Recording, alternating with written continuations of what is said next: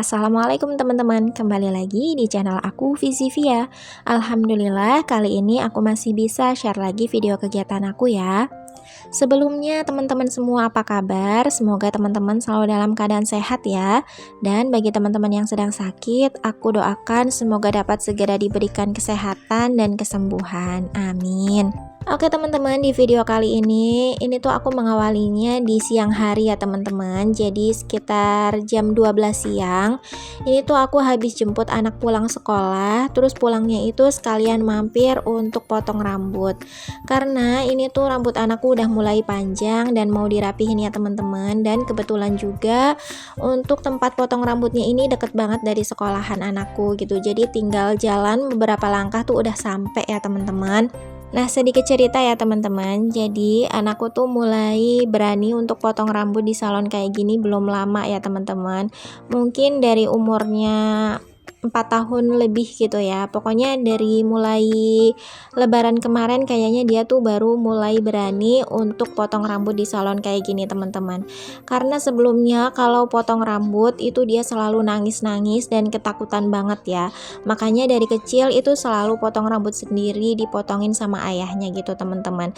Tapi karena makin besar gitu, jadi akhirnya dilatih atau belajar buat potong rambut di salon gitu ya teman-teman. Awalnya juga potong rambut di salon itu harus dipangku sama ayahnya, harus dipegangin dan itu sambil nangis-nangis dan kayak berontak gitu ya. Tapi akhirnya lama-kelamaan mungkin makin besar juga, akhirnya anakku tuh mulai berani untuk potong rambut sendiri gitu teman-teman. Ada nggak sih mungkin dari teman-teman semua yang punya anak seperti anakku itu takut banget untuk potong rambut gitu ya. Padahal sebelumnya juga nggak ada trauma sama sekali ya teman-teman, tapi nggak tahu kenapa dia tuh takut banget. Boleh juga ya teman-teman sharing di kolom komentar, siapa tahu ada juga anaknya yang seperti anakku.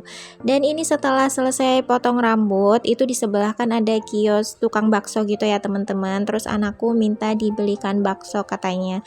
Ya mungkin karena mencium aroma baksonya itu yang benar-benar kayak menggugah selera ya teman-teman. Jadi akhirnya pengen juga makan bakso. Dan ini kita langsung aja setelah beli bakso, kita langsung pulang ya teman-teman. Jadi beli baksonya itu dibungkus aja mau makan di rumah teman-teman. Dan ini kita tuh lagi dalam perjalanan untuk pulang dan udah mau sampai rumah. Dan sesampainya di rumah setelah udah makan bakso dan beristirahat, ini aku mau bikin es gitu ya teman-teman.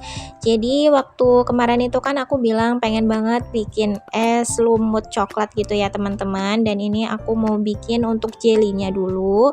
Ini tuh aku pakai Nutrijel coklat ya teman-teman, dan untuk takarannya juga aku menyesuaikan atau sesuai dengan yang ada di petunjuk kemasannya gitu ya, untuk takaran gula dan airnya. Dan ini langsung aja aku masak Nutrijelnya sampai nanti mendidih gitu ya teman-teman. Dan ini sambil aku aduk supaya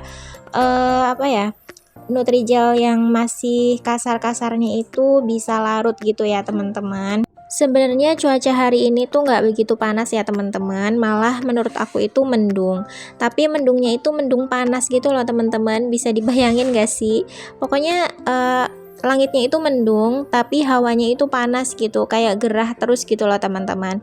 Dan aku tuh pengen banget gitu ya minum es, minum yang seger-seger. Dan akhirnya aku bikinlah es lumut ini ya teman-teman. Mungkin ini tuh sebenarnya udah viral dari beberapa waktu yang lalu, udah lama gitu ya teman-teman viralnya bikin es lumut. Dan aku juga suka ya bikin es lumut kayak gini tuh kayak gampang gitu loh teman-teman. Jadi nggak perlu nunggu lama sampai jelinya itu benar-benar keras gitu atau set gitu ya teman-teman. Nah, untuk campurannya aku pakai susu kental manis coklat aja ya, jadi yang simple. Sebenarnya sih kalau bikin es lumut kayak gini ya ada bervariasi gitu ya teman-teman. Ada yang pakai susu evaporasi, kemudian ada yang pakai susu UHT dan lain-lain gitu ya. Tapi aku pakai susu kental manis aja yang pastinya low budget, murah meriah gitu ya teman-teman. Dan singkat cerita, ini alhamdulillah es lumutnya tuh udah jadi, cepet banget kan teman-teman. Nah, di sini teman-teman ada nggak sih yang suka bikin es lumut juga kayak gini? Karena memang bikinnya itu gampang dan cepat juga ya menurut aku. Selain itu pastinya juga enak dan menyegarkan ya teman-teman. Jadi enak aja gitu ada jelly-jellynya. Nah ini aku udah siapin 2 gelas untuk Mas Hafiz dan juga Dede Hafia ya teman-teman. Alhamdulillah tadi tuh dari satu bungkus Nutrijel itu jadinya sebaskom ya teman-teman, jadi tuh banyak banget dan itu benar-benar bisa kayak buat keesokan harinya gitu loh. Jadi aku simpen di freezer gitu teman-teman, jadi ya lumayan lah ya daripada beli es di luar, pastinya lebih mahal ya teman-teman gitu. Jadi kalau bikin sendiri pastinya lebih murah dan bisa minum sepuasnya juga. Dan alhamdulillah anak-anak juga suka banget ya teman-teman. Nah, kemudian ini tuh aku lanjut videonya di hari berikutnya gitu ya teman-teman. Di sini aku tuh mau bikin minyak bawang putih. Karena waktu terakhir aku food prep itu kan aku beli bawang putih lumayan banyak ya teman-teman. Aku beli setengah kilo. Terus udah langsung aku kupasin juga ya. Dan itu ternyata awet banget ya teman-teman. Padahal aku tuh setiap hari masak, tapi ini tuh udah seminggu lebih masih tetap banyak gitu teman-teman. Makanya aku inisiatif buat bikin minyak bawang putih aja biar nanti kalau buat masak juga lebih praktis gitu kan teman-teman. Nah ini untuk bawang putihnya aku tuh timbang dulu ya. Sebenarnya sih nggak ditimbang juga nggak apa-apa gitu ya teman-teman, karena di sini juga aku kira-kira aja, cuma pengen tahu aja gitu kayak seberapa sih aku mau bikin untuk berat bawang putihnya gitu. Makanya aku timbang dan tadi itu aku bikin bawang putihnya 200 gram ya teman-teman. Nah bawang putihnya itu langsung aku cuci terlebih dahulu, kemudian aku keringkan pakai kain seperti ini ya teman-teman, biar nggak ada airnya lagi gitu, makanya aku keringin dulu. Nah kemudian langsung aja aku tuh mau chopper untuk bawang putihnya. Di sini aku choppernya kasar aja ya teman-teman, maksudnya nggak sampai yang halus banget. Dan untuk sisa bawang putih yang tadi aku simpan kembali di kulkas ya teman-teman. Jadi emang sengaja nggak aku bikin semuanya itu bawang putih, karena siapa tahu nanti aku mau bikin sambal ulek gitu teman-teman. Nah untuk bawang putihnya cukup sampai kayak gini aja ya. Jadi itu seperti bawang putih cincang gitulah teman-teman. Cuma kan kalau harus cincang sendiri pakai pisau pastinya lebih lama ya, makanya biar lebih cepat pakai chopper aja gitu teman-teman. Dan berhubung chopper aku juga mini imut banget, makanya aku nggak bisa langsung semuanya jadi satu untuk proses penyincangannya. Jadi ini tuh aku bagi menjadi 3 kali gitu ya teman-teman. Bikin minyak bawang putih kayak gini tuh banyak manfaatnya ya teman-teman, terutama bagi ibu rumah tangga yang memang setiap hari masak atau yang sering masak.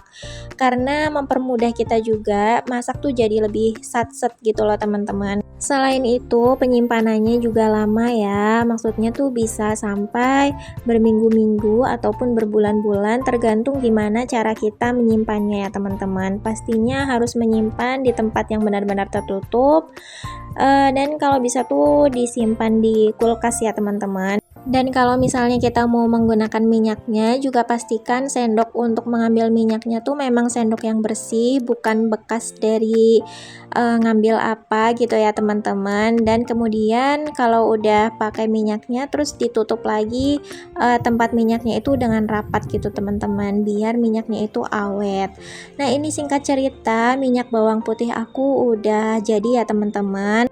Ini tuh tinggal nunggu dingin aja, terus nanti ditaruh di dalam wadah gitu ya teman-teman, baru kita tutup rapat dan bisa disimpan di kulkas biar bisa tahan lama dan awet.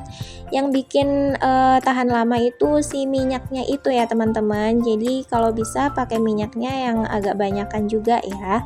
Oke teman-teman, gak terasa udah sampai di akhir video. Aku ucapkan terima kasih banyak ya untuk teman-teman yang udah nonton video aku dari awal sampai akhir. Dan aku juga mohon maaf bila ada salah kata dan perbuatan di dalam video aku. Sampai jumpa di video selanjutnya ya. Wassalamualaikum.